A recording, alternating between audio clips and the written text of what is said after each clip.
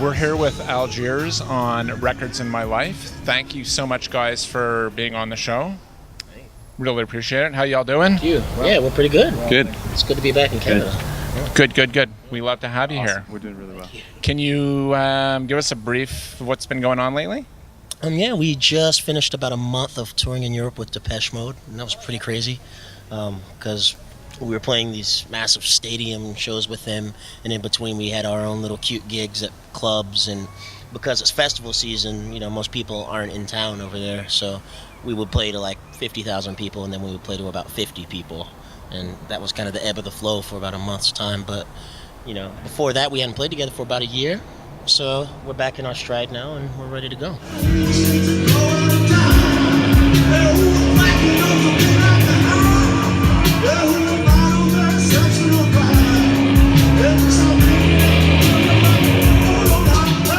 So you guys just released your new album. Can you tell us a bit about it first? And what were you listening? Give us a couple albums you guys were listening to that inspired you during the recording or inspired the album.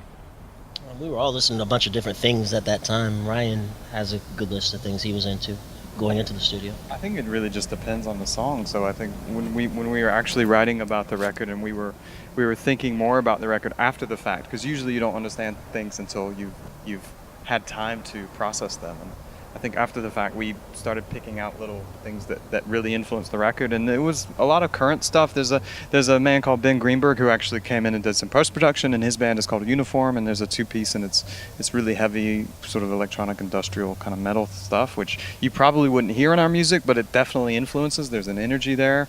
There's other sort of older electronic music like Caroline Kay, things like that. I mean, Jay Lynn, she's a footwork person, and she really influenced the way that I was starting to make beats. Just so much. You guys write a lot of songs, I mean, about what's going on, about global issues and stuff. What's an element? I mean, it doesn't have to be a new release. It can be that sends out a message, an important record, which would wake people up a little bit of what's going on in the world. I think our friends, the Downtime Boys, they're one of the best groups around that really have their finger on the pulse of what's going on. And I think they're even more explicit about certain things than we are.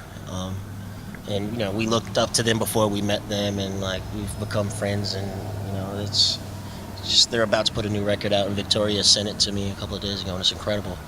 What's the name of the new, because they're on Sub Pop, right? What's the name of the new record again? Yeah, do you remember the name of it? No, I don't even remember the name of the record. I can't remember it right now. It's a really good record. It's Yeah. really strong. I mean, obviously one of the lead singles that they put out was called A Wall, which is fantastic. Yeah. You know? Yeah. It's brilliant. It is directly about division and about the way the elite use politics to divide people. That's classic class warfare, and they're really strong, and actually they're getting picked up by a lot of people in the culture industry. You would think that would be a threat to them, because they actually are reflective about politics within the music scene.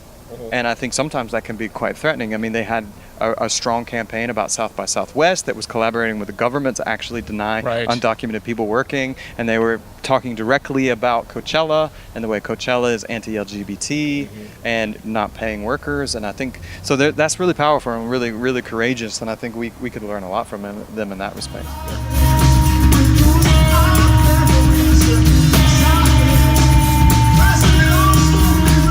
Trying to lighten up that. Sorry, guys. I mean, I'm trying. I'm working. Work with me. Let's have a romantic record from you. Frank, can you give us a romantic record? I'd say Kind of Blue. And I had a friend who gave me an original pressing of Kind of Blue on vinyl back when I was in college. And it wasn't in the best condition. And once you get to Blue and Green, which is my favorite song on that record, there was this part at the very end. It's like the very last part of the last note that the piano plays, and it would just catch, and it would loop. And I would deliberately just leave it on all night and just listen to it. And, you know, my girlfriend at the time, she got sick of the record because I would just all the time, that's what I would go to sleep to. Yeah. Nice. That's a good one. Yeah. Are we not getting a contribution from you? I would love to contribute, but I really, yes, Body Count. There's a song called Cop Killer by Body Count that's very romantic to the community. No, I would probably actually say politics are quite romantic because it's obviously about envisioning a future and envisioning something different. Right. So even though it doesn't fit within the confines of the context of romantic love, say, for example, but Minor Threat Out of Step, I think it's really romantic in a completely different way because it's getting all your friends together and screaming and an element of catharsis and some sort of collectivity and romance. And I think that's in our music a lot. I mean, I think there's also in our music, I think there's also an element of sex, like something that is a little bit different than romance, but something that sort of imbues, feeling and procreation.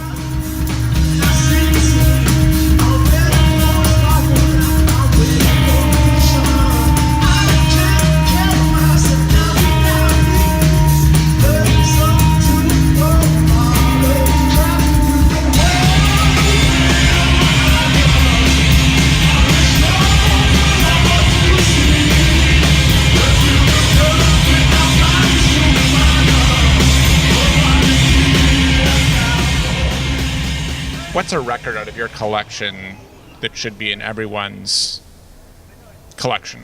I'm going to say Kid A because that's my favorite record. That blew my mind the first time I heard it.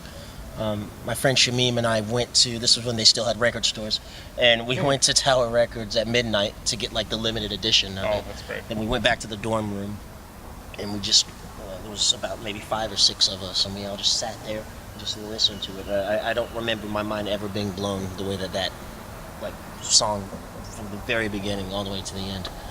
How did people respond to that? Because I remember there were a lot of people that their minds were blown, but not in a good way. They were like, "Oh God, this is not that radio rock that I was used to." Yeah, thank you. For us, it was exactly what we wanted them to do. We had a sense they were getting weirder, for lack of a better term, and we wanted them to really go further into that territory, and to actually, it was something extraordinarily romantic to us about the fact that they'd stopped using the guitars and all the anthemic sort of song structures that made them huge in the first place. And that's one of the things, that sort of impulse is what kind of informs my approach to this band. Because in this band, oftentimes you're called to rethink what it means to be in a band without being designated a specific instrument. And it's one of the most refreshing, exciting things in the world.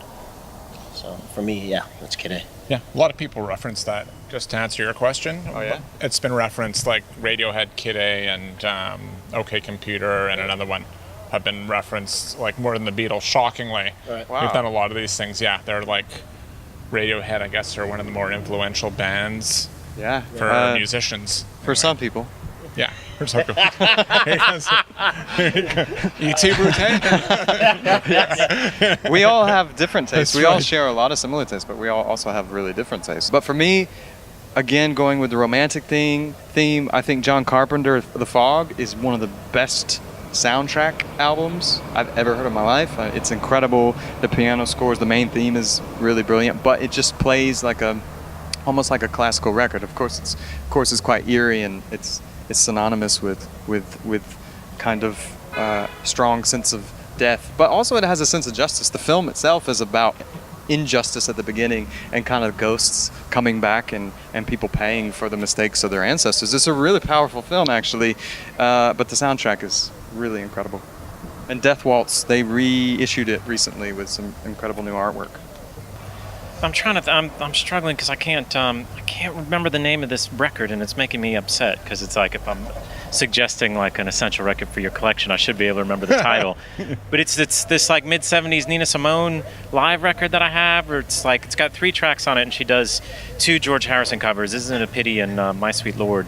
No, it's called like Emergency something. I can't remember. It's 2 words, and it's killing me. But I listen to it every Sunday morning, and it's like, I'm not somebody who can usually listen to the same thing over and over again. Like, I kind of jump around a lot, but it's the one record that I could listen to first thing in the morning every day and never get tired of. I could listen to it like 3 or 4 times in a row and never get tired of it. It's like something that just always puts me in a really great mood, but it's also really it's got these really melancholy moments, and it's also really lively, and you want to dance around. It's just like, it's an awesome Sunday morning record.